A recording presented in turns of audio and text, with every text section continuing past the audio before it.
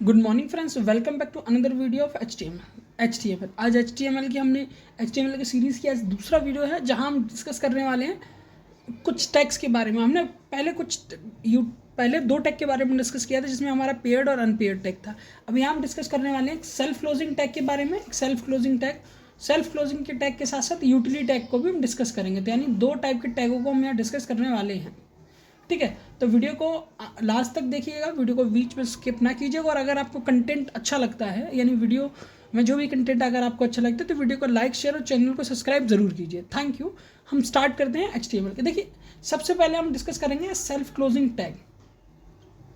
देखिए, self closing tag क्या होता है, सबसे पहले हम डेफिनेटली डिस्कस करते हैं, उसके बाद हम टैग्स के भी एग्जाम्पल पढ़ेंगे। Self closing tag is an element that does not need an explicit the closing tag। मतलब सेल्फ क्लोजिंग टैग ऐसे टैग होते हैं जिनको क्लोजिंग टैग की ज़रूरत नहीं होती।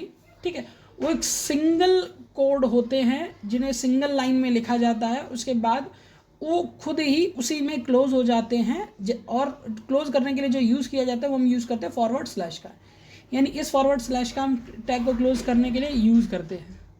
ठीक है, तो ये कंप्लीटली डेफिनेशन थी। अगर इनडायरेक्टली डेफिनेशन की बात करें तो सेल्फ क्लोजिंग टैग ऐसे टैग होते हैं जो सिंगल लाइन में ड्रॉ होते हैं और सिंगल लाइन में ड्रॉ होने के साथ साथ वो खुद ही क्लोज हो जाते हैं। यानी उनको क्लोज करने के लिए अदर लाइन को ड्रॉ करने की जरूरत नहीं पड़ती। एग्जाम्पल के तौर पे मैंने लिखा है list of self closing tag in HTML। देखिए, एरिया एक सेल्फ क्लोजिंग टैग है, BR एक सेल्फ क्लोजिंग टैग है, HR एक सेल्फ क्लोजिंग टैग है, इनपुट एक सेल्फ क्लोजिंग टैग, लिंक ऐसे करके इमेज, मेटा, सोर्स, वेबियर, ट्रैक एंड कोड, ये सारे जितने भी यहाँ टैग मैंने लिख रखे हैं, ये सारे टैग ऐसे हैं जो सेल्फ क्लोजिंग टैग की कैटेगरी में आते हैं। ठीक है, इसके बाद अब most often tag in HTML start and and with the closing tag. Example P paragraph के लिए। सेल्फ क्लोजिंग टैग भी ऐसे टैग होते हैं जिनको सेकंड एलिमेंट में यानी कहीं भी एक बार लिखने के बाद दूसरी लाइन में लिख के क्लोज करने की जरूरत नहीं पड़ती। इनको हम basically self tag closing tag की कैटेगरी में रखते हैं। अब इसके बाद हम अगला जो टैग डिस्कस करेंगे, अगला जो हमारा टैग है जिसको हम डिस्कस करने वाले हैं, उसका नाम है common self using tag, common self closing tag. मतलब उन्हीं टैग के बीच में कुछ टाइप्स हैं जो कॉमन टाइप्स हैं जिनको हम डिस्कस करेंगे। जो कॉमन टाइप है जनरली हम जिनको यूज़ करते हैं। ठीक है, जैसे कि some of the most common self closing tag including HTML। मतलब HTML में ऐसे कुछ सेल्फ क्लोजिंग टैग जिनको हम यूज़ करते हैं। ठीक है, बीच में हमने सिर्फ इससे पहले हमने टैग के सिर्फ नाम पढ़े थे, हम टैग का यहाँ यूज़ भी समझेंगे। टैग का यूज़ क्या होता है, जैसे कि इससे पहले हमने पढ़ा था IMG, इट मीन्स इमेज। अब इमेज टैग का जो यूज़ करते हैं, इमेज टैग का यूज़ होता है कंबाइन द इमेजेस। मतलब वेब पेज पे इमेज को कंबाइन करने के लिए हम IMG टैग का यूज़ करते हैं, और ये कैसा टैग होता है, सेल्फ क्लोजिंग टैग। दूसरे टैग की बात करें BR एक इंसर्ट द लाइन ब्रेक। यानी लाइन जब आप किसी भी लाइन में लिख रहे हो, आपको लाइन चेंज करनी है, ये इस कंटेंट को आपको यहाँ से लिखना स्टार्ट करना है, तो आपको BR टैग यहाँ पे यूज़ करना होगा। और BR टैग यूज़ करने के बाद आप नोटिस करेंगे कि आपको BR टैग को क्लोज करने की जरूरत नहीं होती, क्योंकि BR टैग खुद में ही सेल्फ क्लोज टैग होता है। Correct friends. इसके बाद थर्ड जो है वो है आपका HR। इसको हम हॉरिजॉन्टल रूल बोलते हैं, हॉरिजॉन्टल लाइन भी बोलते हैं। ये भी एक तरह का सेल्फ क्लोजिंग टैग होता है। इस टैग को भी लगाने के बाद आपको टैग को क्लोज करने की ज़रूरत नहीं पड़ती, क्योंकि ऑटो सेल्फ क्लोज होता है। उसके बाद input, define and input and control. ये इनपुट कंट्रोल डिफाइन करने के लिए यूज़ किया जाता है। इसको यूज़ करने के बाद भी आपको टैग को क्लोज करने की ज़रूरत नहीं होती, क्योंकि ये सेल्फ क्लोजिंग टैग होता है। Same as meta, same as link. ठीक है, ये सारे जितने भी टैग मैंने यहाँ लिख रखे हो, ये सारे टैग सेल्फ क्लोजिंग टैग की कैटेगरी में आते हैं। इनको लिखने के बाद आपको इनको अलग से लेके क्लोज करने की जरूरत नहीं पड़ती है, क्योंकि खुद में ही क्लोज होते हैं। ठीक है, तो ये टोटल जो हमने अब तक समझा वो सेल्फ क्लोजिंग टैग था। यानी अब तक हम टैग जो हमने पढ़ा था 4 टाइप्स के टैग होते हैं। सबसे पहले पढ़ा था हमने पेयर्ड टैग, वो हमने कंप्लीट किया फर्स्ट वीडियो में। अगर आप पेयर्ड टैग क्या होते हैं, किस तरीके से उनको लिखा जाता है, और पेयर्ड टैग का यूज़ कहाँ होता है, अगर वो आपको जानना है तो आप मेरे चैनल के प्लेलिस्ट में जाके HTML टैग से रिलेटेड इस वीडियो का पार्ट 1 देख सकते हैं।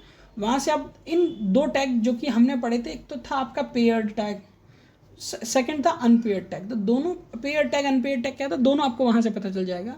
और इस चैनल के इस वीडियो के डिस्क्रिप्शन में उसका लिंक भी मिल जाएगा, तो ईजिली आप वहाँ से चेकआउट कर सकते हैं। अब आते हैं हम हमारे जो लास्ट टैग की कैटेगरी पर, लास्ट टैग जो हमारा है उसकी कैटेगरी पे आते हैं, ठीक है, सबसे पहले हम ये देखते हैं कि लास्ट जो टैग है वो है क्या। लास्ट जो टैग हमारा है वो यूटिलिटी बेस्ड टैग है। ठीक है, अब ये कई प्रकार के टैग का कॉम्बिनेशन होगा, हम इसको एक बार और पढ़ते हैं। सबसे पहले इसकी डेफिनेशन देख लें। The HTML tag can be widely differentiate, मतलब हमने अब तक पढ़ा है, आपने नोटिस किया होगा हर टैग को एक किसी न किसी तरीके से डिफरेंशिएट किया। जैसे हमने अनपेड टैग में पढ़ा था BR टैग के बारे में, हमने पढ़ा था BR टैग एक अनपेड टैग की कैटेगरी में आता है। उसके साथ आपने नोटिस किया होगा हमने उस अनपेड टैग को सेल्फ क्लोजिंग टैग में भी पढ़ा। तो ये हर कैटेगरी से डिफरेंशिएट किया गया है। ठीक है, तो वैसे ही the basis of their utility, मतलब यूज़ के अकॉर्डिंग उनको अलग अलग टाइप से डिफरेंशिएट किया गया है।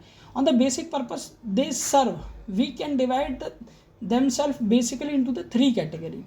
अब ये यूटिलिटी टैग्स हैं, इनको 3 कैटेगरी में हम डिवाइड कर सकते हैं। सबसे पहला है फॉर्मेटिंग टैग, ठीक है, स्ट्रक्चर टैग। तो सबसे पहले हम बात करते हैं formatting tag. The HTML tag that help is use to formatting the text like size, text, font style, making a text tool. This is alone using the tag like font, BRU, etc. ठीक है, including table. Formatting tag यानी formatting tag वो tag होते हैं जिनका simple सा use किया जाता है, जो हम वेब पेज को क्रिएट करने के लिए जो वर्ड फॉर्मेट बनाते हैं। यानी जो भी हम लिखते हैं, जैसे मैं एग्जांपल के तौर पे हाय आई एम शिवम, ठीक है, अब मैं इसको वेब पेज पे प्रिंट कराना चाहता हूँ, तो मुझे अब इसमें फॉर्मेटिंग में थोड़ी स्टाइल चाहिए। मुझे इसको बोल्ड करना है, बोल्ड करने के साथ साथ ये मेरा जो टैक्स है मुझे किसी और फ़ॉन्ट में चाहिए, फ़ॉन्ट में चाहने के साथ साथ इसका कलर अलग होना चाहिए। तो ये सारी चीज़ें जो होती हैं, ठीक है, मुझे शिवम अलग लाइन, आई एम अलग लाइन में चाहिए, शिवम सेकंड लाइन में चाहिए। तो सारा जो होता है वो होता है स्ट्रक्चर, और स्ट्रक्चर फॉर्मेटिंग के लिए हम टैग यूज़ करते हैं ये, और स्ट्रक्चर फॉर्मेटिंग टैग, और ये टैग पार्ट होता है यूटिलिटी टैग का। ठीक है, उसके बाद सेकंड टैग आता है स्ट्रक्चर फॉर्मेटिंग टैग के बाद structure formatting tag. Same as structure formatting tag होता है। अभी तक ये हमने पढ़ा था, ये टेक्स्ट फॉर्मेटिंग था, मतलब हम इनमें टेक्स्ट की फॉर्मेटिंग कर रहे थे। अब ये लिखा है स्ट्रक्चर, यानी वेब पेज का जो स्ट्रक्चर होता है जिसकी फॉर्मेटिंग की जाती है, यानी स्ट्रक्चर बनाने के लिए जो टैग यूज़ होते हैं हम उनको स्ट्रक्चर टैग कहते हैं। जैसे हमने स्ट्रक्चर बनाने के लिए आपका हेड का टैग यूज़ करते हैं, HTML का टाइटल यूज़ करते हैं, बॉडी टैग यूज़ करते हैं। तो ये सारे जो टैग हम यूज़ करते हैं स्ट्रक्चर टैग। ठीक है, स्ट्रक्चर टैग को हम इसलिए यूज़ करते हैं ताकि वेब पेज का स्ट्रक्चर बना सके। ठीक है, इसकी थर्ड टाइप ऑफ कैटेगरी और है, उसको हम नेक्स्ट पार्ट में डिस्कस करेंगे। अगर आपको वीडियो अच्छा लगा तो आप मेरे चैनल को लाइक शेयर सब्सक्राइब कर सकते हैं। साथ ही डिस्क्रिप्शन में आपको लिंक मिल जाएगा जहाँ से आप मुझे इंस्टा